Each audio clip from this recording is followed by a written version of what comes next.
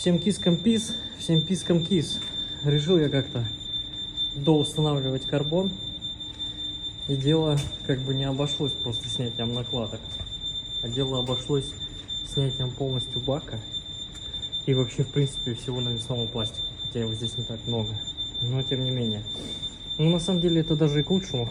Можно заодно и фильтр обслужить. А так, карбон, собственно, в процессе. Хорошенький, черненький.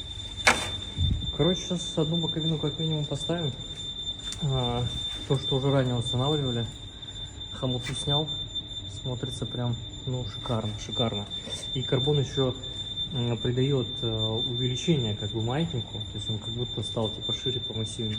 Но смотрится, конечно, классно. Блин, освещение здесь плохое, а еще и сигнал копикает. Но тем не менее, движуха у нас